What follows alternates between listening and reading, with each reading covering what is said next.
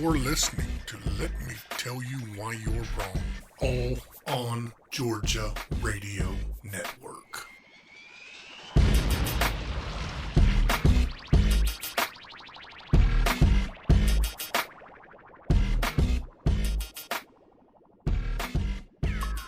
Welcome to episode 115 of the Let Me Tell You Why You're Wrong podcast. I'm Dave Roberts. She fights for truth, justice, and transparency. Writer, blogger, TV personality Jessica Szilagyi. You know, I don't think Eric pays you enough to come up with all of these things you say about me before the show starts. Well, I thought I was supposed to get paid by the word. Oh, well, crap. How are you? The way I run my mouth, all on George is run into some deep, deep debt.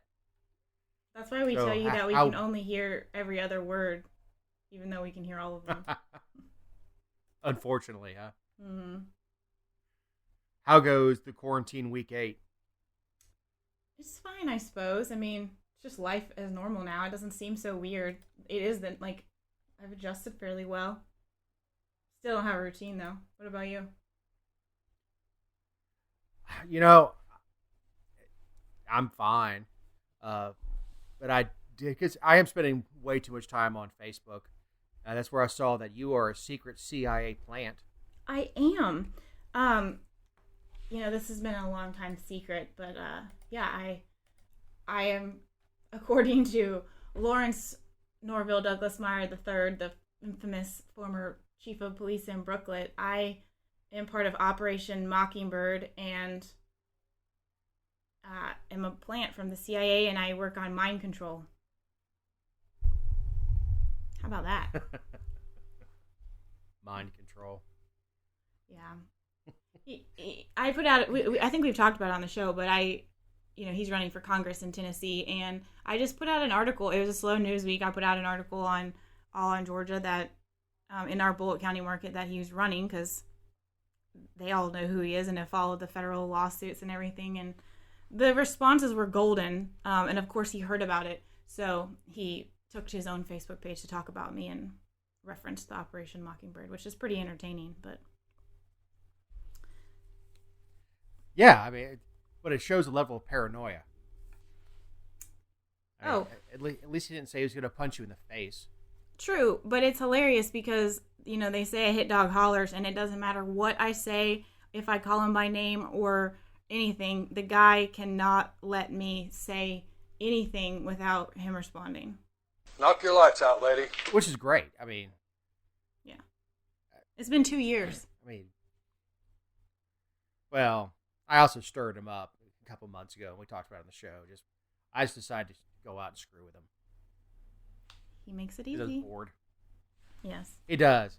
Now, speaking of social media, I got to ask you, am I an a-hole? Yes. Yes, in general, yes. We get friend requests, and I know everybody does, but I get friend requests from people I don't know. And it could either be listeners to the show, people that I've done business with or have been referred to me that just want to have me on their Facebook in case something goes wrong with the AC. It could be something in politics. Candidate supporters or something else will friend me, so I'll look and make sure they're not in like Lagos, Nigeria or something like that and go ahead and add them. Last night, a dude I just added, have no idea who he is, sends me a solicitation by private message he works for Edward Jones if I need help investing. I may be overreacting, but dude is way off base. Tell us why. Well, look, if you go out and you post something public, a link to your professional page, I'll do it every once in a while. A link to Dr. Cool has its own page. I will link to that. Say, hey, listen, if anybody has any needs, just, you know, this is my professional page. It has a link to the website and the office number and stuff. That's fine. If someone goes on one of the yard sale sites and post up, hey, this is what I do. I clean yards. Fine. If someone goes, connections, I need someone who does investments. Oh, I know this guy. And apparently several of my friends was like, yeah, this guy did the same thing to me. I appreciate hustle. It's just classless, desperation, and that's the last person I'm going to go and give money to invest to somebody who's desperate. Yeah. You got to keep it on your own page. Yeah, I mean, exactly. I don't go out sending mass like PM saying, "Hey, does anybody need air conditioning help?" No, desperation stinks. I mean, just ask any woman I dated. Oh, Lord. So, Kemp let shelter-in-place order expire for most people, but extended emergency declaration through June 12th. I was excited, I mean, in some ways, well, in one way, about the emergency declaration being extended only because that means by default his order prohibiting local governments from taking any further action about this is still prohibited. And there were people like Van Johnson in Savannah who went ahead and passed a resolution on the condition of Kemp's order expiring. So from that perspective, like, I don't like him having just unlimited, unchecked power. There's concerns and some other issues with that we'll talk about. But from the local government standpoint, it's been a very enjoyable month for me. And so I'm excited for one more month. And of course, Gertler's right. The legislature gave him unlimited power to extend this. He can continue to extend this as far as he wants. I mean, I guess when the legislature comes back in, I think June 12th, maybe that's why he's canceling it that day. Well, they can't. I don't think they can just do it when they come back, though. Like, they would have to call a special session to address it. They can't just meet regularly. Right. Yeah, because they're starting day one after crossover as soon as they get back. Right. Which is interesting because the folks that are getting primaried, their primaries will be over before their session's over. Yeah, I'm super disappointed about that because you're going to have a bunch of lame ducks unless there's a runoff. Even the runoff, I mean, we're going to see how fast they can hustle. How many legislative days do they have left? 12? 12, yeah. Well, 11, technically. How fast they can get through those 11 legislative days. I bet you they move quick. You think? They don't want to be down. Do they really want to be down there till August? I don't know. I mean, probably not, but not as fast as if they were going to go every Saturday in September like I wanted. The other thing is that they do have to have the budget done. They're constitutionally bound and right. Well, I don't know. It will be interesting to see a bunch of angry lame ducks who weren't able to raise money for. It's going to end up being 2.5 months, 3 months before. Well, they can't even raise money to that. It'll end up being 4 months they can't raise money. Yes. So it'd be interesting to see that. Is Ralston being primaried? Not to put you on the spot. I don't think so this time. Yeah, because I'd love to send money to him. Not to Ralston, to whoever's primarying him. Sure. And Trey Kelly. Sure. So, I said we'd move quickly, and we're not. No one seems to understand the impact of government unemployment handouts. This is something that I threw on the outline. And I did the math. In Georgia, and you're a typical hourly employee. You're not a professional level, but somebody who is your ticket taker, somebody who checks you out at Old Navy, something like that. $10 an hour is what I use because the math is simple. Gross is $400 a week for 40 hours, obviously. That employee, if they're to lose a job by no fault or his or her own, qualifies for a little less than $100 per week. It's like $94.56 or something. Anyway, the feds decided to throw in $600 per week as a sweetener.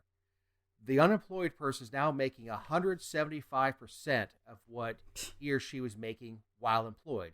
And I started saying he or she after James Woodall kept correcting me, I think. Oh, jeez. I mean, come on. But we see that we're trying to open back up. Why would someone who made $400 a week, now making $700 a week, go back to work? Doesn't seem very. I mean, it doesn't seem very appealing. Right, especially for just a jobby job, just A job. because. Yeah, I mean, you're not talking about career. You're not talking about trying to work your way up at Old Navy.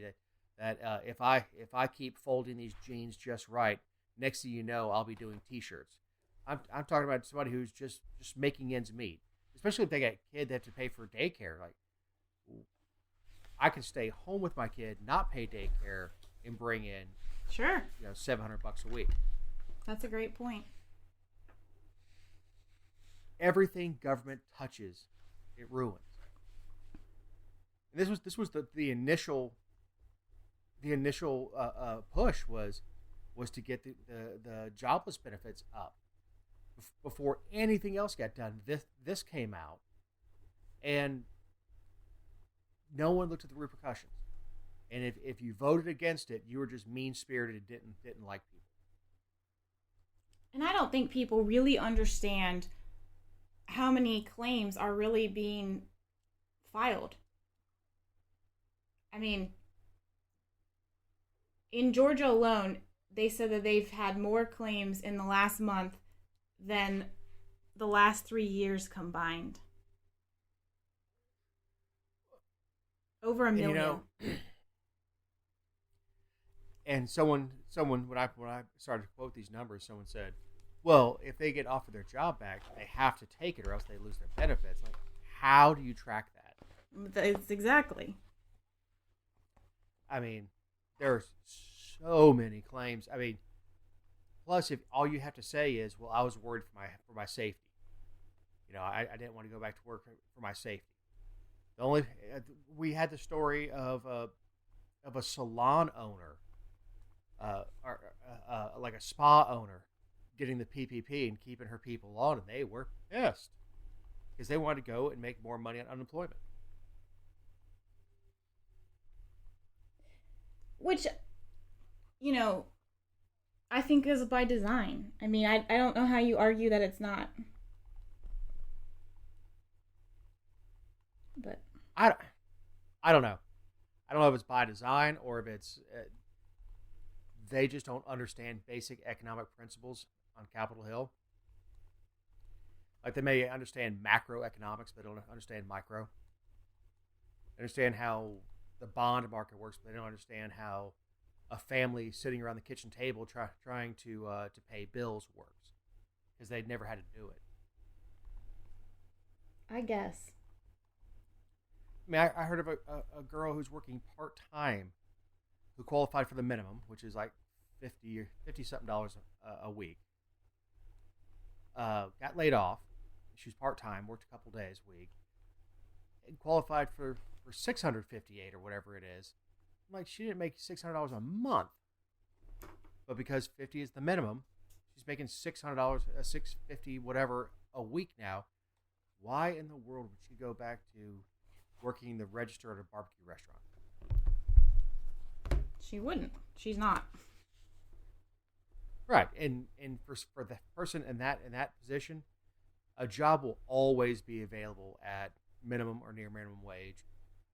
Go work at Walmart is begging for employees. They're trying to put on hundreds of thousands of employees. Publix is trying to hire. Amazon is trying to hire. They can't get anybody to apply. That's what I was just about to say. Is these businesses can't find people to work now. It's having a negative impact in a way that people didn't plan for either. Right. So if you own a boutique, and like, why aren't you opening? Well, I can't find anybody to work.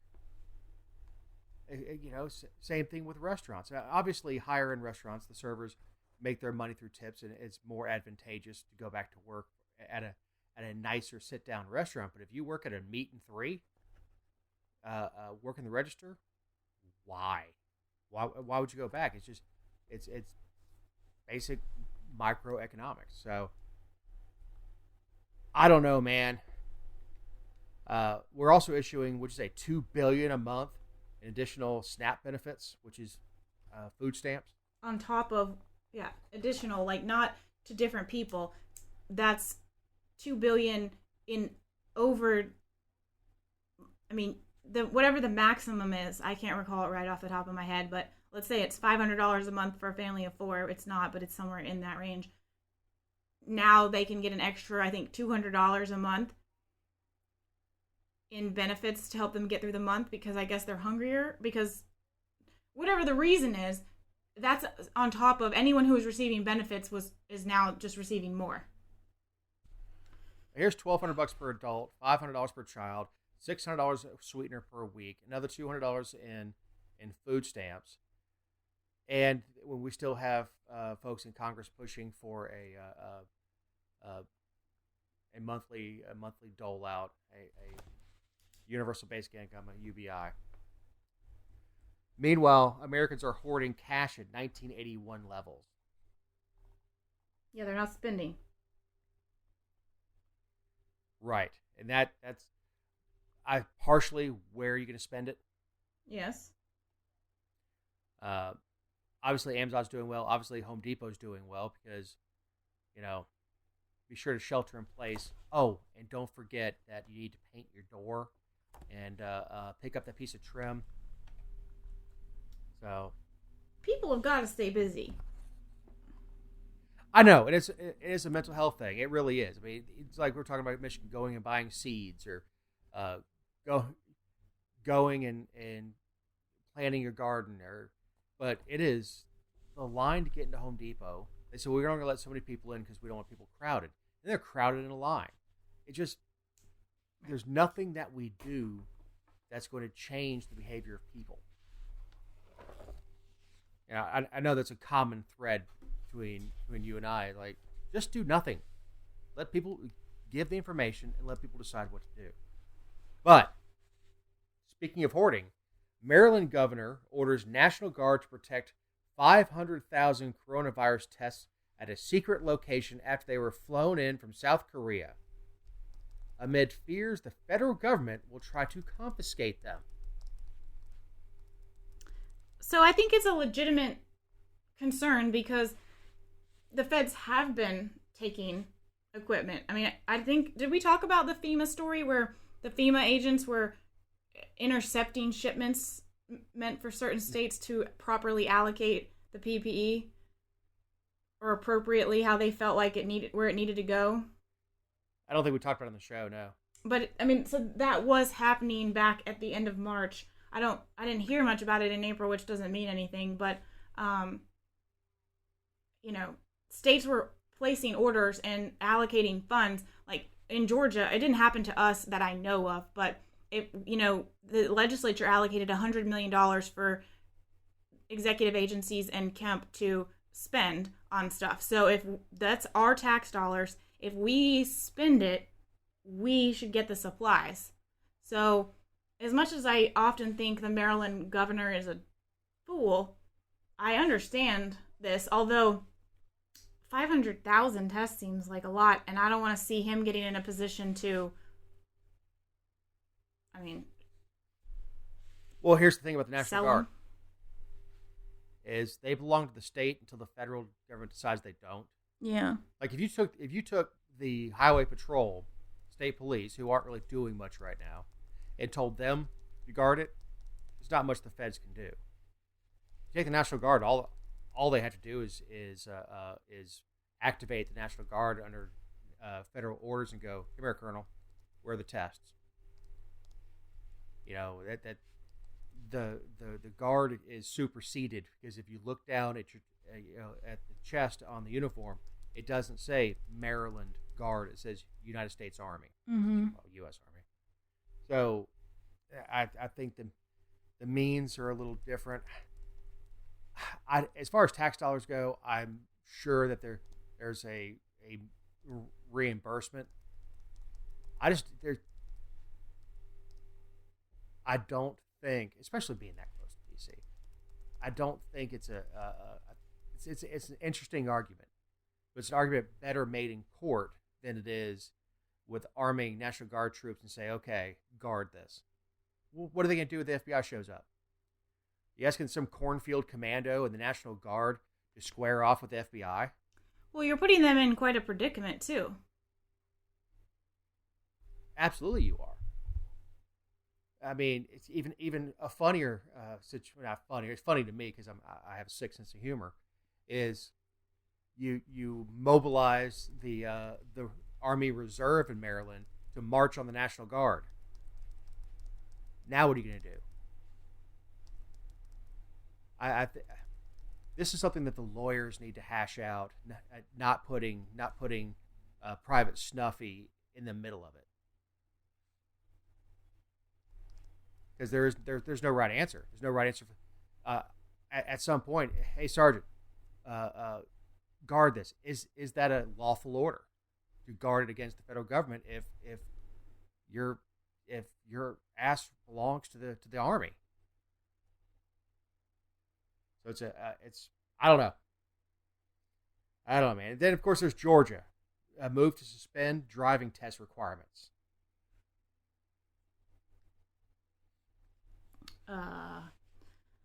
Okay, so Yeah. Kemp, last week in his orders to quote reopen the state and do all that, he decided that they were going to suspend the formal driving test, like the in-car part of the driving test, to adhere to social distancing, and they'll just do because you can do it online, they'll do the written portion, and I guess all they have to do is have their parents sign off saying that they have taken a number of hours in the car to be where they need to be. So I don't even know where to start, but it's only for right now. He extended the emergency through June, but for right now, this is only through May 13th because we don't really know what's to come. But the social distancing guidelines from Trump and the CDC and everything are in place through the end of May. So I foresee this being the case for a while. But my beef is they've told us that weapons carry permits are non-essential services and no accommodations can be made other than the fact that they are technically not expiring and during this period, and it will continue to be recognized. But they're making accommodations and putting the state's most dangerous drivers on the roads. I mean, if you had to suspend... Go ahead. Yeah, I was going to not just that. You can do a driver's test, a form of driver's test, without getting in the car with somebody. Exactly. Stand on the curb and watch. Yeah, parallel park, and you stand there and watch. You could take a GoPro and stick it with a suction cup on the... Just like Top Gear does. Take a GoPro, stick it in there if you want to watch what they're doing as far as looking at the mirrors and all that stuff. But you could certainly do a form of driver's test without sharing the air inside a car. And I understand some of the weapons carry stuff. You can't socially distance and fingerprint somebody. But it's the principle of the thing. No, you're absolutely right. But the proper thing under a state of emergency giving the governor unlimited power would be, I am suspending the requirement for lawful gun owners to carry without a permit, or I'm suspending the need for a permit to carry, and that would be an appropriate response to. You can't, because we don't have a testing requirement. You just have to go get fingerprinted, and the probate judge signs off on it. It's you suspend that requirement until June 12th or whatever, and then at that time you need to go and file for your permit. And obviously, any expired permits would be continued to be valid. And your note here is driving's a privilege, and you're making accommodations for it. Right, is a right. So it seems to me there's no common sense being used here, and I know everybody's shocked to hear that. So I guess it's a good time to say these are our opinions, and not necessarily those of All on Georgia, and certainly not those of any All on Georgia reporter not offering commentary on this show. You ready to get to the non-COVID life? Yeah, for a little bit. We got a code ruling from SCOTUS. the U.S. Supreme Court ruled 5-4 against the state of Georgia in a case where fearless leaders in the Attorney General's office claimed that the Georgia annotated code containing the copious numbers of laws could be copyrighted. So basically, the state for years has been arguing that they own the Georgia code. And you can reprint the code, but the one with the annotations, which is the one online that has all the references and the links to everything and the footnotes, that was produced by a third party, LexisNexis, which is a for-profit company. They have the exclusive right with the state of Georgia, or this exclusive contract, so they were arguing that it's LexisNexis's product, and that when a nonprofit group tried to republish it online, publicresource.org, that it was a copyright infringement. And so the state actually sued Public Resource to take it down, which means our Attorney General's office used tax dollars to sue a private entity for publishing laws so that more people could have access. And this has been in the works for a long time. It's worked its way up and all the way to the Supreme Court, and they ruled that even though it is done by a private entity, that entity is acting on behalf of the state because it's paid for with appropriations. The committee that helps comprise that stuff with LexisNexis is legislators, funded through legislative appropriations, and staffed by the legislative office. Like, LexisNexis is literally just an entity that formats it. So, hog trail alert. So the Attorney General's office can sue a nonprofit on behalf of a for-profit organization, but they can't be bothered to enforce open records requests because they act on behalf of the state. Mm-hmm.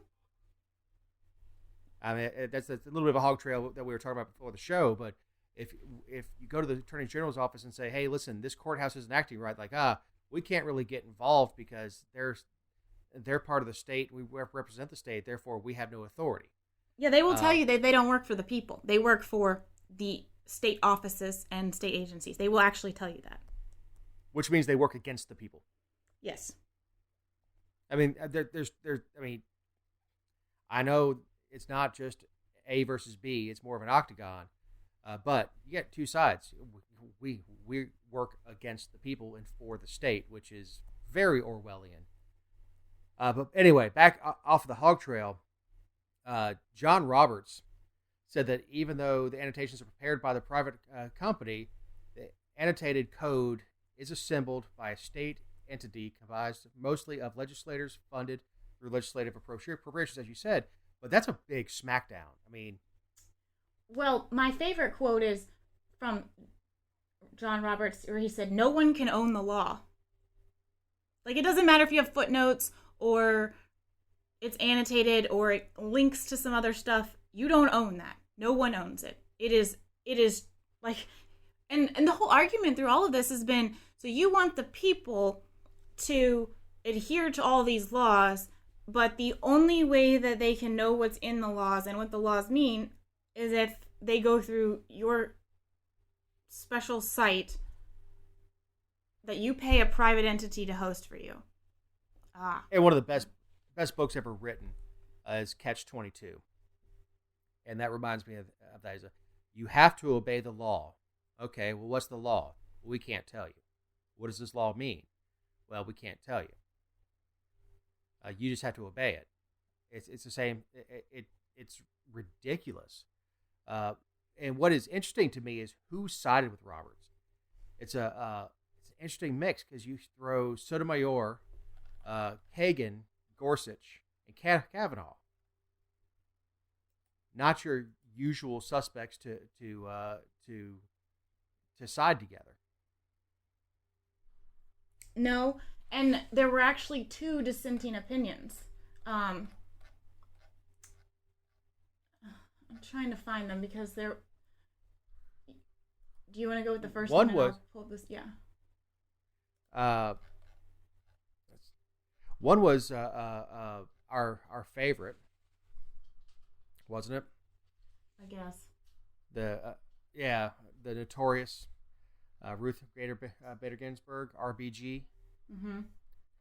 and again, it's a strange group that dissented, because you throw not Roberts, but you throw Thomas in with her.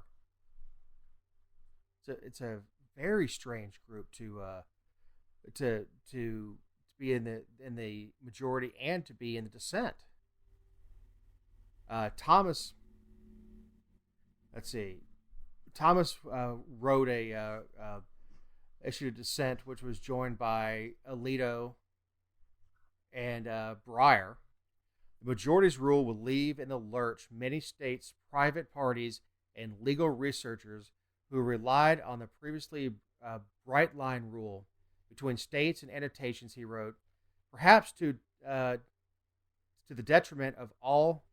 Many states will stop producing annotated codes altogether. Were that to occur, I can't even read this morning. The majority's fear of an economy class's version of the law will truly become a reality. Interesting. So, Thomas and Alito had their own separate dissenting opinion as well, and theirs was based on copyright legal precedent that goes back like 70 years or something. But in the majority opinion, they said that judicial opinions cannot, or that none of this work can be copyrighted, and that because I guess in the annotated code it references some judicial precedent. Well, Thomas and Alito argue that copyright protection notes that are prepared by an official court reporter and published with the opinions can be copyrighted. So they're literally like nitpicking down to something that was not even really the concern. Like, I don't think court reporters were lining up at the courthouse saying, you didn't get my permission. This was the state taking on a private entity, like we said, on behalf of another private entity. But Thomas and Alito are saying, you know, these opinions and these court reports of what happened in courts when we're talking about how laws have been challenged, that can be copyrighted. And that they're subject to statutes and regulations. And they actually said that, I guess, 25 other states do what Georgia does with regard to the code. And so they said this is going to come as a shock and change how things are done. Well, maybe that's for the best. And, you know, if that changes how LexisNexis handles its contract with the state of Georgia, then so be it for that as well. Maybe it's something that needs to be handled in-house anyway and then distributed to all the entities that can host it. I mean, why are we giving an exclusive right of our laws to a private company? Yeah, I mean, the premise is absurd. I mean, just you have exclusive right to publish our laws, and you can charge whatever you want to. Speaking of absurd, the GBI arrests councilman for an incident at the Piggly Wiggly. Oh yes, Franklin, city of Franklin, in Heard County, which is on the Alabama line, West Georgia-ish, middle-ish, west-ish. Clifford Henry Giles was arrested allegedly because he switched the price tags on his beef tenderloin for the price tag on a pork tenderloin. And he only bought the beef tenderloin, which was $82.24, and the pork tenderloin was $12.16. And so when, I guess the following day, a customer went to the meat department and was like, why is this pork tenderloin $82? They they were perplexed and noticed that they had been swapped, and then went to the surveillance footage supposedly and saw that who changed them, and then contacted the police, and the police, because he's a councilman, contacted the GBI. And Lord have mercy, this guy was arrested for theft by shoplifting and theft by deception by the GBI for a $12 beef fillet. Now, He says that a meat department employee told him to swap the labels. Yeah, I love that. I love it. Which wouldn't you admits, have if? Give me a break. Well, that admits you did it.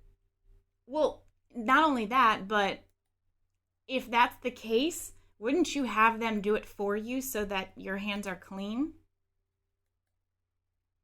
Not just that, just because someone says, "Go ahead, man, take it," I'm not going to say anything, doesn't mean it's not theft.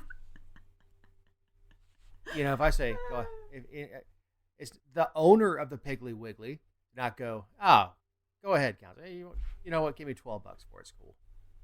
No, it was on the premise alone. It's like, look, man, I'm gonna go over here and look in this meat case. If those labels get swapped, I don't know what happened. Like, if a meat department employee was going to do that, he could have taken the roast back and stuck it on the scale again and typed in pork roast, reweighed it, stuck the $12 sticker on there, and handed it to him. Yeah. But you're right, he totally admitted to the herd paper that he... What a little B. Not only did you admit that you stole, but you're trying to get somebody else fired for doing it. At the Piggly Wiggly. Yeah. And that person won't qualify for the extra $600 a week because he will have been fired with cause. Like, first of all, this is a really bored manager or loss prevention specialist to sit and go through hours of film to find the person who swapped the labels. Like, if this person made more than $10 an hour and it took longer than 8 hours, it's a net loss for the company. If that's somebody who was either really bored or just super pissed that someone would dare steal from them and sat there and because I've gone through security footage. It is not a quick process. It's not like watching, CSI where they go straight to it. It's, lots of fast forwarding and zooming in. Nope, that's not it. And doing that, I don't know how busy the Piggly Wiggly is, but that's a long time of sitting there going, I'm going to get this son of a bitch.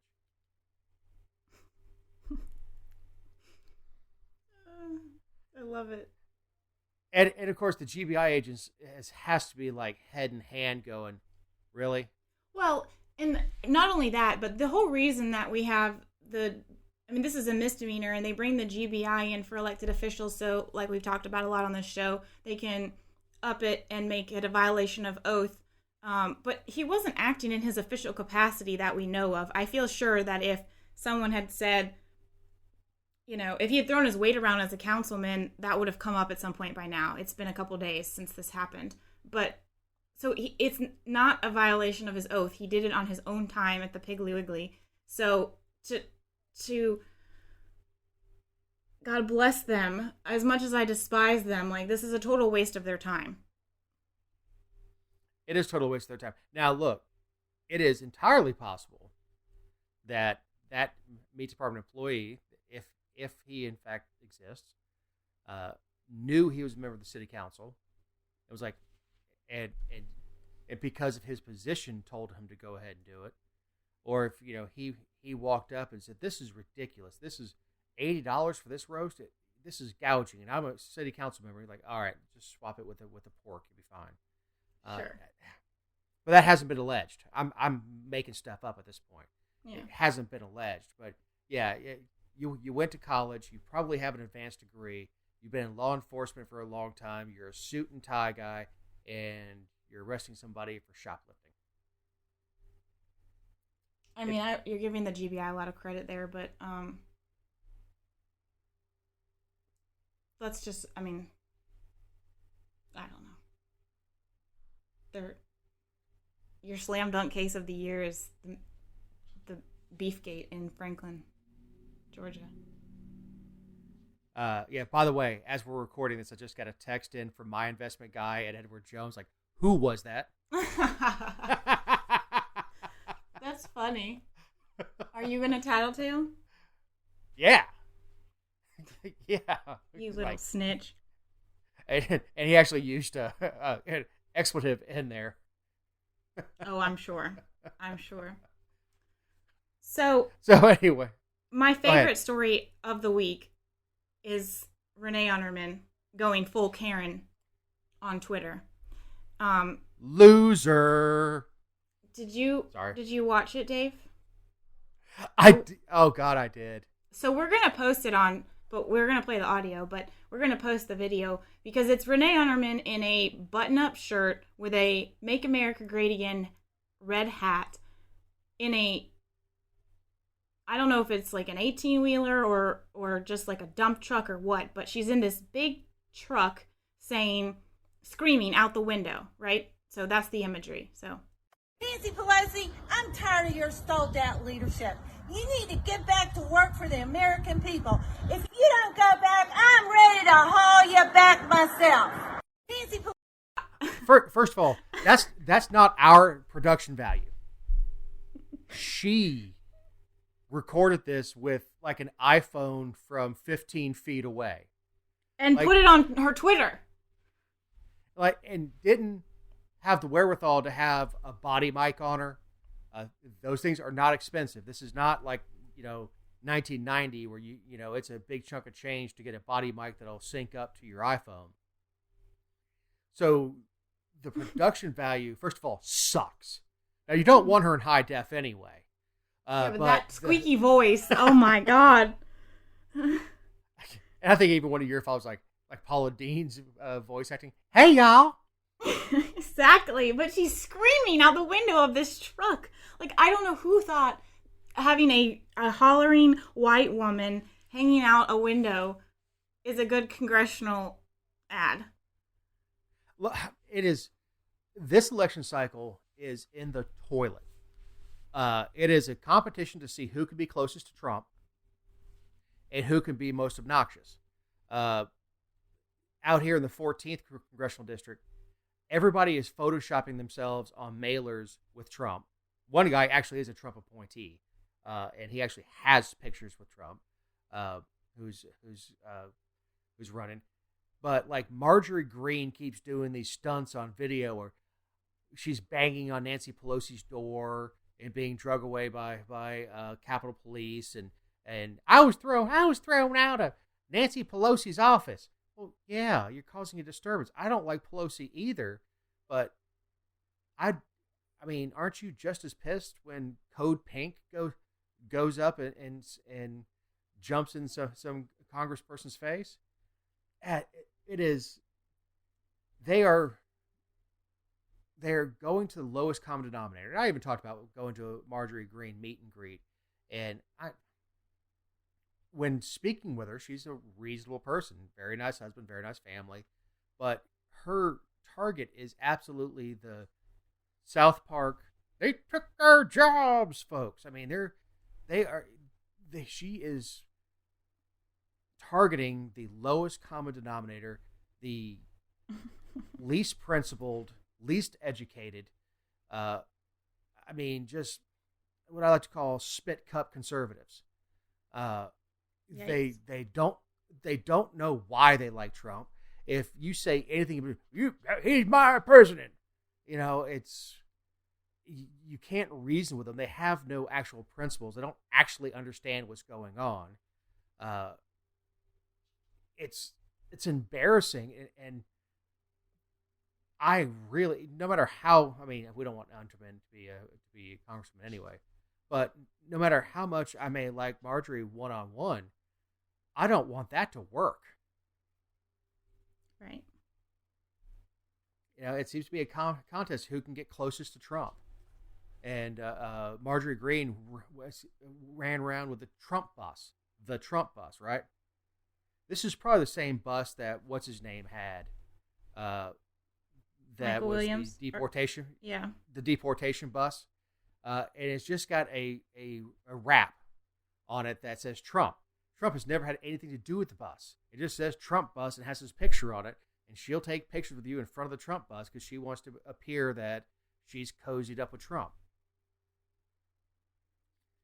She's an idiot. God. And always has been. But man, ugh. So yeah, Anybody who's been listening a long time, loser. Yeah, she is our loser of the week. So anyway, moving on because we're running long because I run my mouth. Kelly Loeffler panders to get support of Georgia voters. This really, really, really, really takes the cake on look at me. Yeah, she donated $3,800 to each of 10 different charities for a total of $38,000. This amount is $20 more than her after-tax salary for 1 quarter as a member of the United States Senate. 1 quarter. She posted pictures of all the checks. I love American it. Red Cross. My God. Yeah, the American Red Cross. CDC Foundation, which is coronavirus response. Cobb Pregnancy Services. Georgia 4-H. Georgia Council on Substance Abuse. Georgia FFA. Second Harvest of South Georgia. Shepherd Center Foundation. Tubman Museum. And Wellspring Living. I mean, those took some thought. That is super diverse. Would you agree? It is. I mean, look, and I have no problem with her donating. I mean, she's got the money. If she wants to be philanthropic, On her I think that's on her second job, her side gig. Yeah, exactly. She's worth $500 million. Yeah, I mean, but I also say that you're not philanthropic when you post pictures. No. You give because you give. Now look, there's a rule in business that you never give anonymously. So when you see pictures of business owners, and I'm guilty, taking meals to first responders and stuff, and you get the picture and your uniform shirt and you're handing it to them, look, that's advertising. That's on purpose. That's not charity. It's advertising, and it's perfectly legitimate as a strategy for business. You're looking for the recognition and let people know that, hey, when you spend money with Dr. Cool, you're also going and you're supporting people that I support. That's fine. But this is, I mean, outright. I mean, just I think you had the word right, pandering. Well, let me see. If they say I'm a racist, I gave to the Tubman Museum. If they say anything about human trafficking, like dedicated to Wellspring. What am I doing about corona response? I personally donated money to the CDC Foundation. It's to allow her to deflect any attacks that are coming her way, and they will be because she's going to be in a jungle primary. She's going to have to fend off Republicans and Democrats And libertarians. Mm-hmm. Yeah, that is. She's trying hard, man. I mean, it's just tacky. Yeah, well, it's like her saying in a podcast, mentioning that she sent her private jet to go get the Georgians from South Florida. Let other people do that for you. Right. I've heard the expression before, greatness need not be explained. If I am great, I am kind, and I am wonderful, it will show. Just like I don't need you to tell me you're a Christian. Your actions should show me that you're Christ-like. Mm-hmm. She's got TV exposure. She's got everything that you would think she needs. She just continues to come off like a turd. And I don't necessarily dislike her. Just it's one of these things where she can't get right. She keeps committing unforced errors. And this is where we plug in I'm a political outsider. I don't know how to play this game. Yeah, not so much. The rest of us aren't donating $38,000 right now. Yeah, and you know what? The fact that she's donating, that's wonderful. That's great. All of these, if this is where you want to donate your money, that is wonderful to be philanthropic. certainly not going to take anything away from donating to the Red Cross or anybody like that. It's the posting pictures of the checks. It's not even, if you want to do American Red Cross, you show her rolling her sleeve up and giving blood and say, join me. Yeah. You can make appointments online. Something like that. They say if you really want to support the Red Cross, is not, here's a picture of the check. Here's a picture of me giving blood at the Red Cross. Thank you, volunteers. You're doing a great job. Stuff like that. That resonates with, you know what, Miss Loeffler, I am available to be your political consultant, but I'm not cheap. Maybe easy, but I'm not cheap. Would you accept $3,800? No. To do what? Oh, Lord. I mean, no. Help her lose. Help her. I mean, I could polish her up. If she would stop showing pictures of her when she's showing off the prize calf at 12 years old and actually get onto issues and say what she's going to do and what her vision forward is as a U.S. Senator, instead of, telling me how poor you grew up and you grew up a farm girl and everything else. Like, easy there. Easy there. You own a sports team as a hobby. Jessica, do you have any closing thoughts? Yes. So the Secretary of State's office announced last week that a million Georgians, or over 1 million Georgians at this point, have requested absentee ballots for the June 9th primary. And I think that's all fine and well, although I'm they have this task force to help prevent fraud, and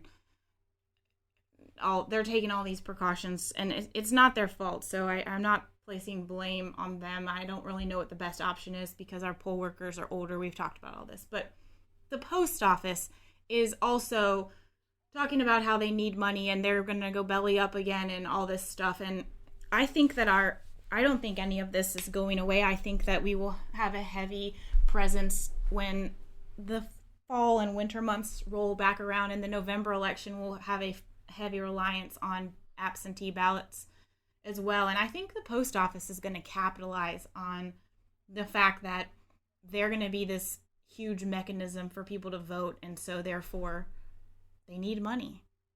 So I think they're going to let a crisis be their bailout. I think it's coming. Because every article I see about the post office is just, they bring up how busy they're about to be because of ballots. And I mean, the picture of the postman is carrying absentee ballots in all these articles, whether it's in the Huffington Post or, the local paper. So I'm just putting that out there so that when it comes around, I can say I told you so. Yeah. It's still a huge recipe for fraud. I don't think it's coming in the primary as fraudulent. But if you worked in an old folks' home, you could order, 500 ballots and fill them out and send them back, and a lot of these folks wouldn't know the difference. I don't know. They already do that. Anyway, they do. That's true. They already know how to work the system. Yeah. My closing thought: I am in love with this Dallas. Someone keeps saying salon owner who is just flaunting right in the face of these shelter-in-place orders and opening. She's cutting hair. It's Salon a la Mode, and her name is Shelley Luther. You could be arrested if she defies court orders. She's already been warned, ticketed. Now they're saying they're going to arrest her, and she just said, I'll cut hair on the street. I don't care. This is ridiculous. And I absolutely love her. Yeah, she's awesome. That's way to go, lady. Says, I